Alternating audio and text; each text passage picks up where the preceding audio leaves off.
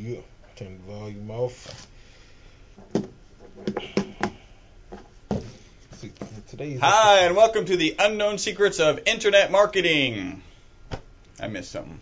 Did you? Yeah, it's the Internet Marketing Unknown Secrets of SEO. I don't know. Anyway, welcome to the most popular SEO podcast on iTunes. It's this is gonna be first podcast of the new year, and no indication of how the rest are going to be. As always, we talk a number of things. First off, if you're at some sort of computing device where you have a mobile phone, and most of us are geeks, so we know you do, get on Twitter and just say that you are actually listening.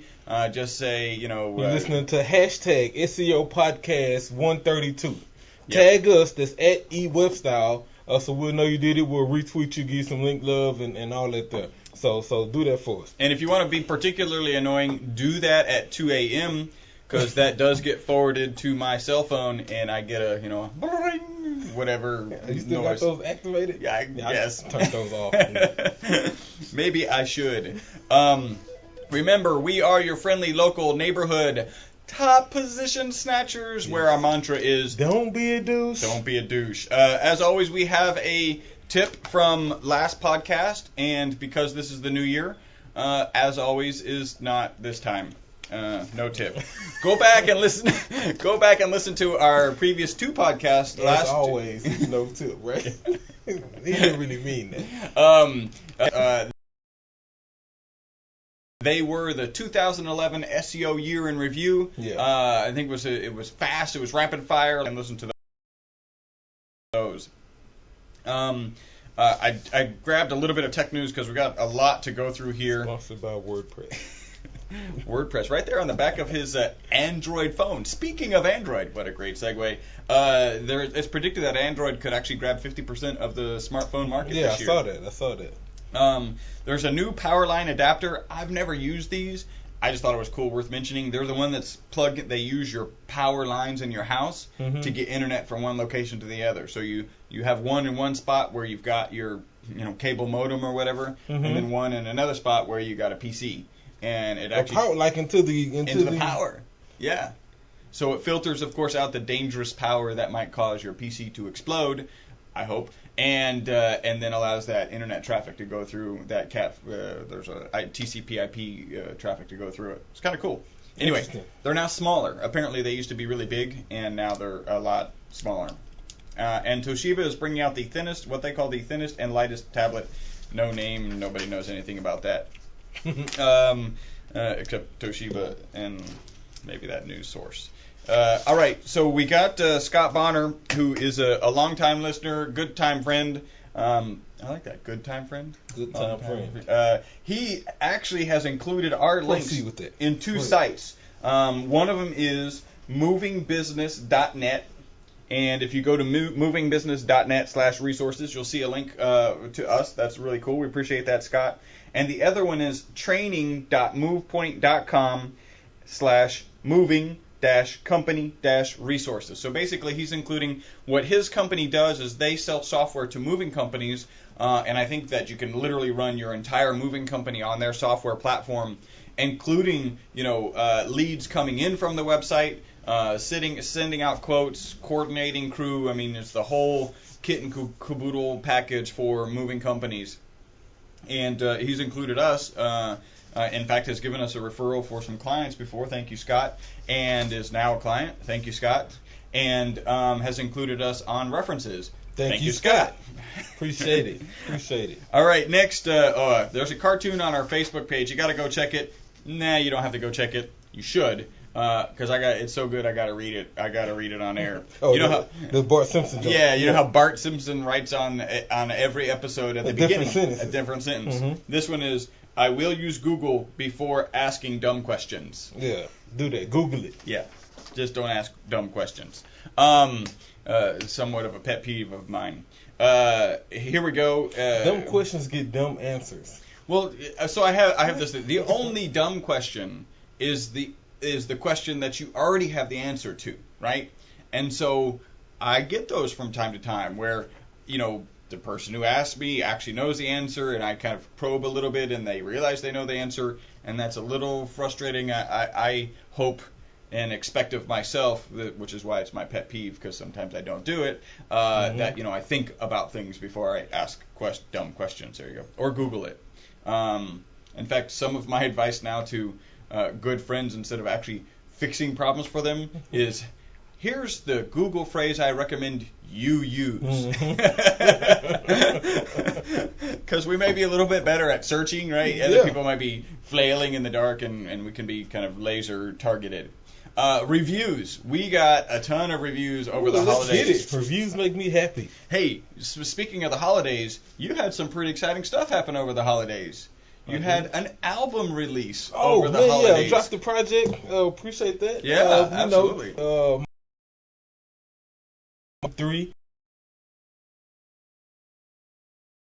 So if you're into gospel music and Christian music and you like rap, go check it out. PoeticProphet.com. Hit me up. Tell me what you think about it. Appreciate it. I'm not into gospel or Christian music, and I've listened to it, and I am into rap, and it's good rap. So really cool. Go check that out. Very cool. So back to our reviews. We got reviews of our podcast over the holidays. I love the title of this. I actually used just the title in my networking group on Tuesday.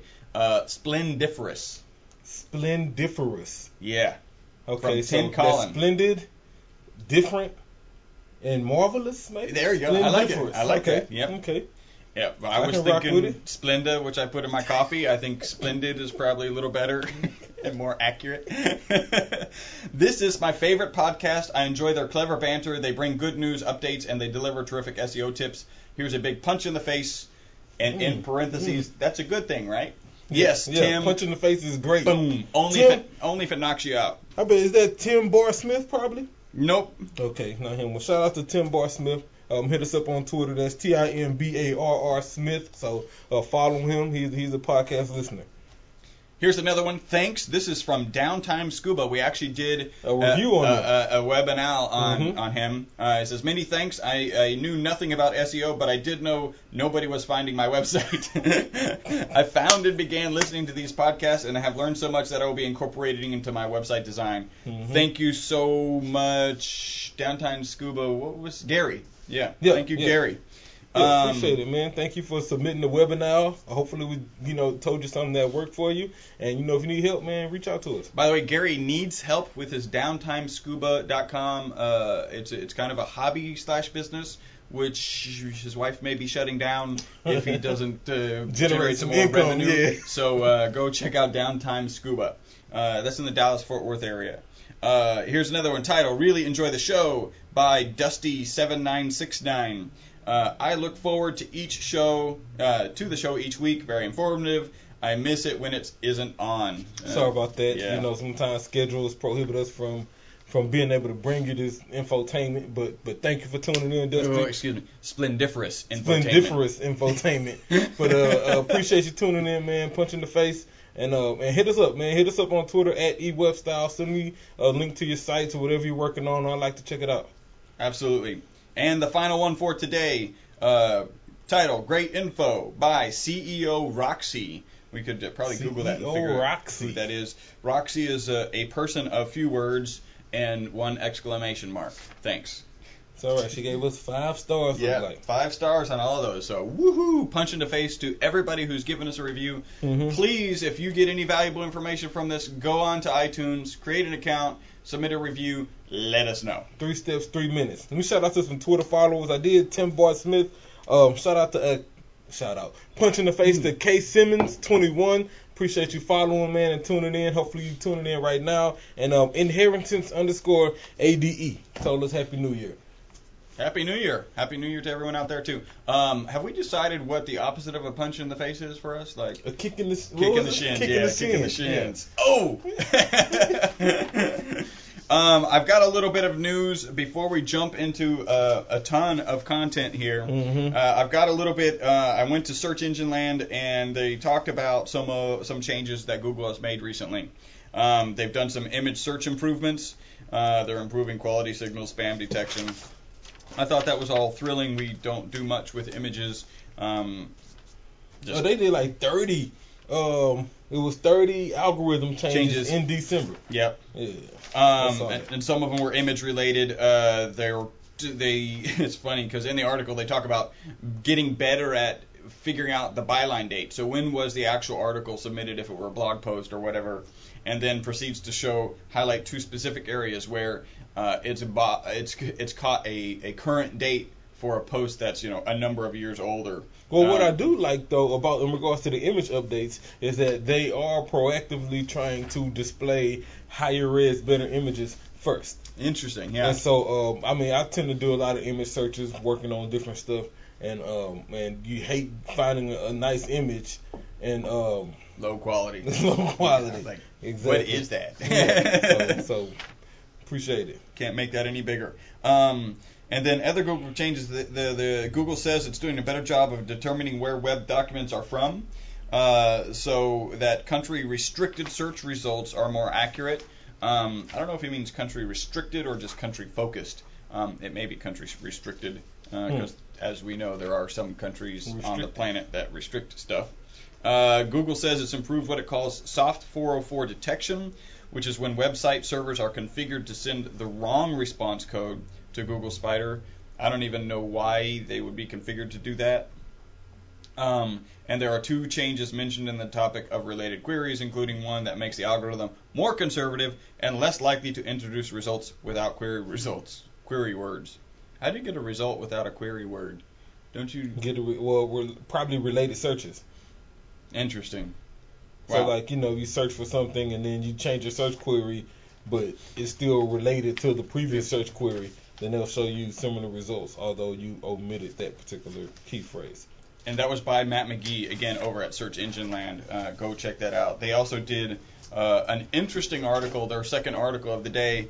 Nicholas! Their second article of the day was about Santorum and how he's actually not doing a good job of trying to get anybody who doesn't know. There was apparently some beef, and I'm loath to even use that word. I know, right?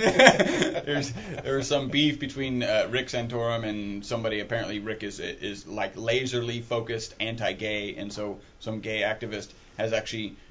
The first, just Google Santorum, and the first entry that's, it's not Wikipedia, I thought it was, but the first entry is... spreading Santorum. Yeah. Yeah, and it's gross. It's a crazy definition. And so that would be a definition that Santorum should be working very diligently to get off of the first page, and we could actually help them with that. It really shouldn't be that hard, but apparently, well, they're doing some of the wrong things. They're focusing some of their pages now on... just a form to submit donations. Yeah, they're doing other stuff, trying to get money. Right. That's not a concern to them, is what I kind of gather from it. Rather than, focus energy on getting that page removed, they're trying to get their donation pages placed over it. What they don't realize is we can do both. I mean, that's the balance that that's the fine line we walk every day. How do we get what we want in search results and make sure that we're motivating and activating the clients that are visiting to the websites, the visitors? What they don't realize is that, as gross as it is, Santorum, it sounds like it almost could have been accurate. Who knows? Maybe it's true. All right, so we've got an article here. Did you have anything else before we jumped into? Oh, no, let's go ahead. We've got an article here. It's called... Holiday Tales, 10 SEO Search Ranking Myths. And this is by Tola Ajayi. That's interesting because... Ajayi? That's interesting because at the end of it says about the author, learn more juiciness like this at www.dougberson.com. Yeah. That's odd. Interesting. Maybe that's his pen name, or he's chosen... what appears to be an Indian pen name, which is an odd choice. Anyway, 10 SEO search ranking myths. Apparently, we have a little beef with some of these, so I think this is going to be really good. Discrepancy. I won't call it beef. Yeah. Beef's not the right word. This got discrepancy with some of these myths. The first myth was you should submit your URL to search engines. This may have helped once upon a time, but it's been at least 5 or 6 years since that's been necessary. I would co-sign that. It's not mandatory that you submit, but I think just from following best practices. Yeah, I was going to put that in the best practices check. That's just one of the things we do. Submit it to the URL and get that done. Submit your sitemap and robot and all this other stuff. And frankly, if you don't change content much on your website, when you do, you actually need to, because what happens is Google will visit your website less and less frequently to some maximum if it's not finding new content on your website. And then so if that time period is, say, a month, I don't know if they'll even go that far, but if it is a month, then you make a content change. If you did it the day after the Google monster visited your website, then it could be 30 days before the Google monster visits again. Yeah, Google pirate monster. Well, all monsters are pirates. So yeah, best practices we'll call that a kind of myth. Yeah. Number 2, you need a Google sitemap. If your site was built correctly, it's crawler friendly, you certainly don't need a Google sitemap. It won't hurt you to have one, and you may be interested in Google's other Webmaster Central tools, but having a Google sitemap isn't going to get you ranked better. True. Yeah. I mean, it's not going to get you ranked better. Yeah, I would co-sign to that. Again, I think it's just kind of best practices deal. Create your sitemap, help Google index your site better. And frankly, if you're going to do the sitemap, do an HTML version of the sitemap. Because I have ran into 2 people within the past month that actually click on the sitemap link at the bottom to find pages that they're looking for. Yeah. I don't ever do it, but apparently there are people who do. So. All right, myth number 3. You need to update your site frequently. And here's so frequent updates to your pages may increase the search engine crawl rate. That's what I was just talking about. Mm-hmm. If you don't update versus if you update regularly, what will happen is if Google's on the month-long time frame and they visit and they've made a change, you've made a change, they may actually shorten they'll visit your website sooner, anticipating that you might be changing things more often. So it may increase the crawl rate, but it won't increase your rankings. If your site doesn't need to change, don't change it just because you think the search engines will like it better. They won't. In fact, some of the highest ranking sites in Google haven't been touched in years. I can co-sign to some of the highest ranking sites haven't been touched in years. That's true. But I disagree with some of the other stuff he said in that same myth. I think that if you update your content and you're updating your content with more search engine friendly, relevant content, over the course of time, if that content isn't spammy, and it will rank higher. I mean, it has to rank higher. It can't, continue to be lower ranked and not on page 1 if you're updating it with great content. So update your content, especially if you're in an industry that requires frequent updates, entertainment industries, or maybe some medical field where things are changing and you need to have the newest, most freshest content up. These stale sites that don't have content that has been touched in years, that content typically doesn't change. And so I think that's why it's okay for them to still rank high, because the content there is still relevant. And probably that's also a situation where that's not a incredibly competitive keyword, is what I would guess. In fact, we wouldn't just say make changes to your content. Actually, make changes by adding content. Yeah. If you're going to make effort to do some rewriting, add content. Because, again, we always fall back to, are you providing a good experience to the Google user? And if you are, you're going to do well on Google. And people like to have content. People may not read it. There are some people who will, and Google knows that. That's the other reason Google likes lists, ULs, unnumbered lists, because people like bullet points. Unordered lists. There we go. Because people like to actually read those, and so Google knows that. So that's a value add right there. Add unordered lists to any of your pages. Myth number 4. PPC ads will help/hurt rankings. This one is funny to me because about half the people who think that running Google AdWords will affect their organic rankings believe that they will bring them down. The other half believe they will bring them up. That alone should tell you that neither is true. So the thought process. Cosign. Yeah. The thought process is, well, if I'm willing to pay Google for a pay-per-click ad, Google should bump my organic down so that I get the click on pay-per-click, not on organic. And then the counter to that is, hey, it's links. So there are actually links there. Both of those are I totally co-sign with this for the simple fact that I've heard Matt Cutts say it. It's two separate algorithms going on here. Google AdWords has nothing to do with their organic ranking. Just nothing to do. Totally separate. Period. No effect either or on them. So what we tend to do in-house is we'll do both, frankly. Because, we recommend both, we'll start you off doing pay-per-click to get some immediate ROI, to get some return, and also gather some data for while we're optimizing the site, we can, better target which terms we need to go for. So, but they have no relation to each other. All right, number 5. Your site will be banned if you ignore Google's guidelines. There's nothing in Google's Webmaster Guidelines that isn't common sense. But it's not mandatory in order to be an SEO. You can read them if you want. What do you think of that one? I think that follow the guidelines. You should be aware of them, right? If you're doing SEO, check them out at least once. And I kind of agree. It's common sense. Some of it is, some of it's not. There's some technical stuff in there. So I think when you start talking about hidden content and ways to hide content, and versus like a CSS scrolling, displaying something different to the Google bot than you're showing to the Google user. Some of those things, to the novice may not even feel wrong. It may just be, if I want to achieve this, I just show them one thing and show my user something else, and it may not dawn on them that that's actually wrong. Against Google's guidelines. So I think you actually should, at a minimum, glance at it. Read the first sentence of every paragraph on it. Because you can get banned. So I disagree. You can get banned if you ignore the guidelines. Yep, absolutely. See, myth number 6. Your site will be banned if you buy links. This one does have some roots in reality, as Google likes to scare people about this. They rightly don't want to count paid links as votes for a page if they can figure out that they're paid. But they often can't. If they figure it out, they simply won't count them. It's foolish for them to ban an entire site because they're advertising on other sites.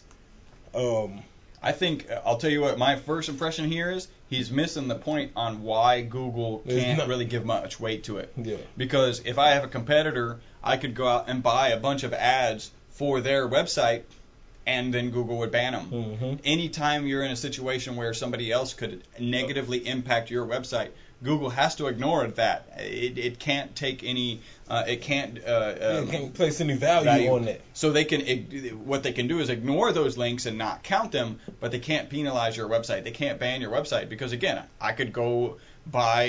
If I'm Rick Santorum, I could go out and buy all these ads for any of the other candidates and boom, knock them off of the front page. So and that's the key point that I think he missed.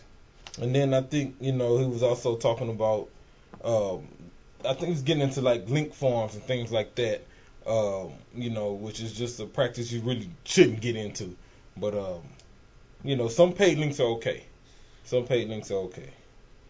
we go, number 7. H1 or any header tags must be used for high ranking. There's very little, if any, evidence to suggest that keywords and H tags actually affect ranking. Yet this myth continues to proliferate. His own tests seem to show that it makes no difference, although it's difficult to know for sure.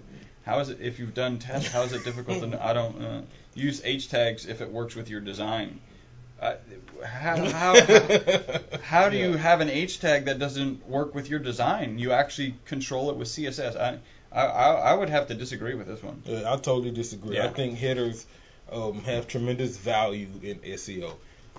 For not only for the Google bot, but for the Google user as well. For the Google bot, they let them know that whatever this next section of content I'm about to index is, it's about this key phrase, and so I should really look for this key phrase, and depending on how often it's there, will determine how I should go into how I rank this page. From the user perspective, it's just like reading a newspaper. You need headings to understand what you're about to read. They help you scan the page to figure out if you're reading the right content, if you're on the right page. And so I totally disagree with myth number 7. H1s, H2s, all the way up through I'll say 4. I haven't seen too many H6s and anything. definitely provide value to the website. Yeah, I think so. And in fact, if we take that back up to what I was saying about Google Guidelines, at least read the header tags of the Google Guidelines. And I bet there are header tags because Google finds them valuable. Let's see. Myth number 8. Words in your meta keyword tag have to be used on the page. I used to spread this silly myth myself many years ago. The truth is that meta keyword tag was actually designed to be used for keywords that were not already on the page, not the opposite. Since this tag is ignored by Google and used only for uncommon words in Yahoo, it makes little difference at this point anyway. Cosign, yeah. Yeah. That kind of goes to best practices. I'm doing on-page SEO. I'm already in the code because I'm editing the title. I might as well add my keywords and description. It might even. It's kind of a good place to make a note to yourself of what keywords you're actually targeting on what keywords you're targeting on that page.